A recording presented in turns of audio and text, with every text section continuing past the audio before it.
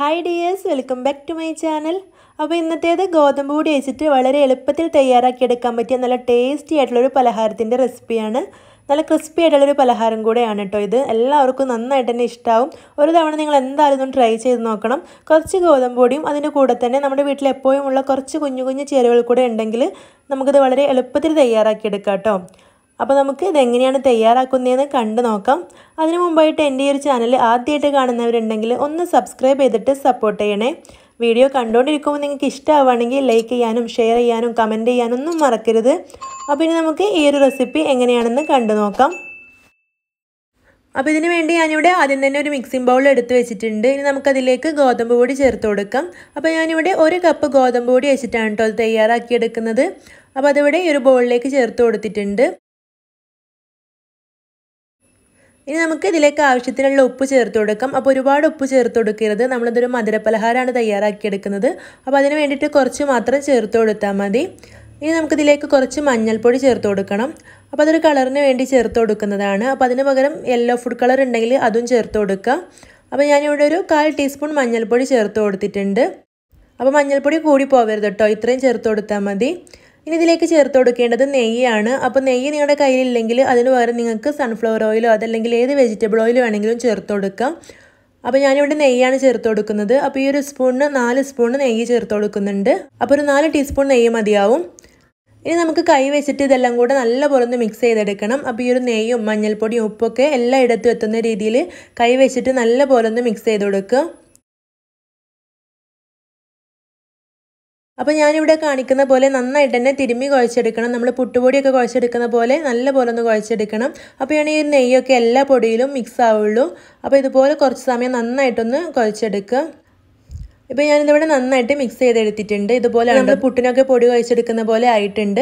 ഇനി നമുക്കിതിലേക്ക് വെള്ളം ഒഴിച്ചു കൊടുത്തിട്ട് നല്ലപോലെ ഒന്ന് കുഴച്ചെടുത്തിട്ട് മാവ് തയ്യാറാക്കിയെടുക്കണം. നമ്മൾ ചപ്പാത്തിക്കൊക്കെ മാവ് തയ്യാറാക്കിയെടുക്കുന്ന പോലെ കുഴച്ചിട്ട് മാവ് തയ്യാറാക്കിയെടുക്കാം.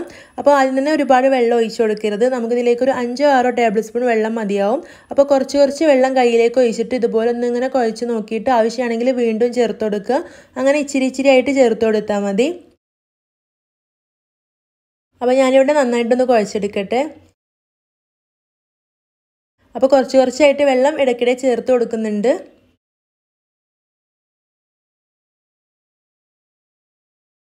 അപ്പോൾ ഒരു 4-5 മിനിറ്റ് നല്ലപോലെ ഒന്ന് കുഴച്ച് സോഫ്റ്റ് ആക്കി എടുക്കണം.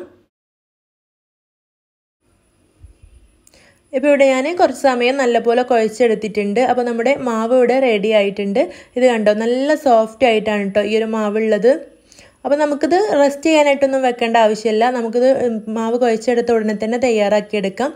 ഇനി നമുക്കിത് വലിയ 3 ബോൾസ് ആക്കിയെടുക്കാം. അപ്പോൾ അതുപോലെ ഞാനിവിടെ 3 ആക്കി എടുത്തിട്ടുണ്ട്. ഇനി നമുക്കിത് പരത്തിയെടുക്കാനുള്ളതാണ്. അപ്പോൾ ആ ബോൾസ് ഒന്ന് കയ്യിലിട്ടിട്ട് നന്നായിട്ടൊന്ന് ഷേപ്പാക്കി എടുക്കുകയാണ്. ഇത് പരത്തിയെടുക്കാം. അതിന് വേണ്ടിയിട്ട് പത്തിരിപ്പലകയിലോ അതല്ലെങ്കിൽ ഇതുപോലെ കട്ടിംഗ് ബോർഡിലൊക്കെ വെച്ചിട്ടൊന്ന് പരത്തിയെടുത്താൽ മതി.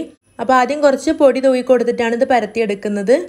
അപ്പോൾ ഗോതമ്പ് പൊടി വെച്ചിട്ട് തന്നെയാണ് കേട്ടോ ഇത് പരത്തിയെടുക്കുന്നത്. അപ്പോൾ നിങ്ങൾക്ക് ഈ ഒരു പലഹാരം മൈദപ്പൊടി വെച്ചിട്ടും തയ്യാറാക്കിയെടുക്കാൻ പറ്റും. മൈദ വെച്ചിട്ട് തയ്യാറാക്കിയെടുക്കുകയാണെങ്കിൽ ഇതിലേറെ ഒന്നുകൂടെ ടേസ്റ്റ് ആയിരിക്കും. പക്ഷേ ഗോതമ്പ് പൊടി വെച്ചിട്ട് തയ്യാറാക്കിയെടുത്തിട്ടും ടേസ്റ്റിന് ഒട്ടും കുറവില്ല കേട്ടോ, നല്ല ടേസ്റ്റ് തന്നെ ഉണ്ട്. അപ്പോൾ നിങ്ങളുടെ ഇഷ്ടത്തിനനുസരിച്ചിട്ട് നിങ്ങൾക്ക് തയ്യാറാക്കിയെടുക്കാം. അപ്പോൾ ഞാനിതിവിടെ പരത്തിയെടുക്കട്ടെ. ഇപ്പോൾ ഇവിടെ ഞാനിത് പരത്തിയെടുത്തിട്ടുണ്ട്. ഇതുണ്ടോ, ഈ ഒരു വലുപ്പത്തിൽ പരത്തിയെടുത്തിട്ടുണ്ട്. തീരെ കട്ടിയില്ലാതെ കേട്ടോ പരത്തിയെടുക്കേണ്ടത്. അപ്പോഴാണ് നന്നായിട്ട് പൊങ്ങി വരുള്ളൂ നമ്മൾ പൊരിച്ചെടുക്കുന്ന സമയത്ത്. ഇനി നമുക്കിതൊന്ന് കട്ട് ചെയ്തെടുക്കണം. അപ്പോൾ ഒരു ഡയമണ്ട് ഷേപ്പിലാണ് കട്ട് ചെയ്തെടുക്കുന്നത്. അതിന് വേണ്ടിയിട്ട് ഇങ്ങനെ സൈഡ് ഭാഗത്തേക്ക് വരച്ചു കൊടുക്കുകയാണ്. ഇനി നമുക്ക് നേരെ ഒന്നുകൂടെ ഒന്ന് കട്ട് ചെയ്ത് കൊടുക്കാം. അപ്പോൾ ഇതിവിടെ കട്ട് ചെയ്തെടുക്കുമ്പോൾ ഇതിൻ്റെ സൈഡിലൊക്കെ ഉള്ള ഭാഗങ്ങൾ നമുക്ക് എടുത്ത് മാറ്റാം. എന്നിട്ട് നമ്മൾ ബാക്കിയുള്ളത് പരത്തിയെടുക്കുന്ന സമയത്ത് അതിലേക്ക് കൂട്ടിയെടുത്താൽ മതി.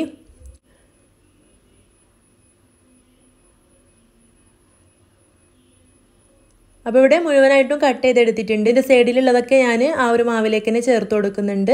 അപ്പോൾ ഇതിവിടെ നമ്മൾ ഈ ഒരു ഷേപ്പിൽ കട്ട് ചെയ്തെടുത്തിട്ടുണ്ട്. നമുക്കിതൊരു പ്ലേറ്റിലേക്ക് വെച്ച് കൊടുക്കാം. അപ്പോൾ അതിന് മുമ്പായിട്ട് ആ ഒരു പ്ലേറ്റിൽ കുറച്ച് പൊടി തൂവി കൊടുക്കാം കേട്ടോ. അത് തമ്മിൽ ഒട്ടിപ്പിടിക്കാതിരിക്കാനാണ്. ആ ഒരു പ്ലേറ്റിലൊക്കെ അല്ലെങ്കിൽ ഇത് ഒട്ടിപ്പിടിക്കും. എന്നിട്ട് ഞാനിതിവിടെ ഇതുപോലെ ഈ ഒരു പ്ലേറ്റിൽ വെച്ചെടുത്തിട്ടുണ്ട്. എന്നിട്ട് അതിൻ്റെ മുകളിലായിട്ട് കുറച്ച് പൊടി തൂവി കൊടുത്തിട്ട് വേണം ബാക്കിയുള്ളത് അതിൻ്റെ മുകളിലായിട്ട് വെച്ച് കൊടുക്കാൻ. ഇതുപോലെ ഇത് മുഴുവനായിട്ടും ഈ ഒരു പ്ലേറ്റിലേക്ക് മാറ്റിയിട്ടുണ്ട്. ഇനി നമുക്ക് ബാക്കിയുള്ള ബോൾസ് കൂടെ അതുപോലെ തന്നെ പരത്തിയെടുത്തിട്ട് ഇതുപോലെ കട്ട് ചെയ്തെടുക്കണം. അപ്പോൾ ഞാനിതിവിടെ അത് പരത്തിയെടുക്കട്ടെ. അപ്പോൾ നമ്മുടെ മാവെല്ലാം ഇതുപോലെ പരത്തിയെടുത്ത് കട്ട് ചെയ്തെടുത്തിട്ടുണ്ട്. അതിന് വേണ്ടിയിട്ട് ഞാൻ ഗ്യാസ് സ്റ്റോപ്പിൽ പാൻ വെച്ച് കൊടുത്തിട്ട് ഓയിൽ ചേർത്ത് കൊടുത്തിരുന്നു. അപ്പോൾ നമുക്ക് കുറച്ചധികം ഇതുപോലെ കയ്യിലെടുത്തിട്ട് ഇട്ട് കൊടുക്കാം. എണ്ണയിലേക്ക് ഇട്ട് കൊടുത്തൊന്ന് ഇളക്കി കഴിയുമ്പോൾ അത് വേറെ വേറെ ആയിക്കോളും. ഒരുമിച്ച് തന്നെ കുറച്ചധികം ഇട്ട് ഇങ്ങനെ ഇട്ട് കൊടുക്കുക കേട്ടോ. അപ്പോൾ ഇത് നമ്മൾ ചേർത്ത് കൊടുക്കുന്ന സമയത്ത് തീ ഹൈ ഫ്ലെയിമിൽ ഇട്ട ശേഷം അത് നന്നായിട്ടാണ് പൊങ്ങി വന്നു കഴിഞ്ഞാൽ തീ ലോ ഫ്ലെയിമിലാക്കി വെക്കണം. എന്നിട്ട് വേണം അത് നല്ല ക്രിസ്പി ആക്കി എടുക്കാൻ. അതല്ലെങ്കിൽ അത് പെട്ടെന്ന് അതിൻ്റെ കളറൊക്കെ മാറും. ആ ഒരു മഞ്ഞ നിറമൊക്കെ മാറിയിട്ട് ബ്രൗൺ നിറത്തിൽ വരും. അപ്പോൾ അങ്ങനെ വരാതിരിക്കാനും നല്ല ക്രിസ്പി ആയിട്ട് കിട്ടാനും വേണ്ടിയിട്ട് നമ്മൾ തീ ലോ ഫ്ലെയിമിൽ വെച്ചിട്ട് തന്നെ അത് ഫ്രൈ ചെയ്തെടുക്കണം. എന്നിട്ട് നമ്മൾ നന്നായിട്ട് കുറച്ച് സമയം ഫ്രൈ ചെയ്തെടുത്ത ശേഷം കോരി എടുക്കുന്ന സമയത്ത് നമുക്ക് വീണ്ടും തീ ഹൈ ഫ്ലെയിമിലേക്ക് ഇട്ട് കൊടുക്കണം. അതല്ലെങ്കിൽ ഇത് നന്നായിട്ട് എണ്ണ പിടിക്കും. എണ്ണയൊക്കെ ഒന്ന് പോകാൻ വേണ്ടിയിട്ട് തീ ഹൈ ഫ്ലെയിമിൽ ഇട്ട ശേഷം അത് നമുക്ക് എണ്ണയിൽ നിന്ന് കോരി മാറ്റാം. അങ്ങനെയാണ് കേട്ടോ ഇത് ഫ്രൈ ചെയ്തെടുക്കേണ്ടത്. അപ്പോൾ അടുത്ത ബാച്ച് ഞാൻ ഇട്ട് കൊടുത്തിട്ടുണ്ട്. നന്നായിട്ട് പൊങ്ങി വന്ന ശേഷം ഞാനത് ലോ ഫ്ലെയിമിലേക്ക് മാറ്റി കൊടുത്തിട്ട് നല്ല പോലെ ഒന്ന് ഫ്രൈ ചെയ്തെടുക്കട്ടെ. ഇങ്ങനെ കുറച്ച് കുറച്ചായിട്ട് ഫ്രൈ ചെയ്തെടുത്തിട്ട് ഇപ്പോൾ ഞാനിവിടെ മുഴുവനായിട്ടും ഫ്രൈ ചെയ്ത് കഴിഞ്ഞിട്ടുണ്ട്. അപ്പോൾ അതിവിടെ നല്ല ക്രിസ്പി ആയിട്ടാണ് ഇട്ടുള്ളത്. ഇനി നമുക്ക് ഗ്യാസ് സ്റ്റോപ്പിൽ ഒരു പാൻ വെച്ച് കൊടുക്കാം. എന്നിട്ട് അതിലേക്ക് 1/2 കപ്പ് അളവിൽ പഞ്ചസാര ചേർത്ത് കൊടുക്കണം. കൂടെ തന്നെ ഒരു 1/4 കപ്പ് വെള്ളം കൂടെ ചേർത്ത് കൊടുത്തിട്ടുണ്ട്. അപ്പോൾ നമ്മൾ എത്രയാണോ പഞ്ചസാര ചേർത്ത് കൊടുക്കുന്നത് അതിൻ്റെ പകുതിയാണ് കേട്ടോ വെള്ളം ചേർത്ത് കൊടുക്കേണ്ടത്. എന്നിട്ട് ഈ ഒരു പഞ്ചസാര നന്നായിട്ടൊന്ന് മെൽറ്റ് ആക്കിയെടുക്കാം. അപ്പോൾ ഈ ഒരു പഞ്ചസാരയൊക്കെ ഈ ഒരു വെള്ളത്തിൽ നല്ലപോലെ അലിഞ്ഞ് വരുന്നുണ്ട്. ഇനി ഞാൻ ഇതിലേക്ക് ഒരു 1/4 ടീസ്പൂൺ ഏലക്കപ്പൊടി ചേർത്ത് കൊടുക്കുന്നുണ്ട്.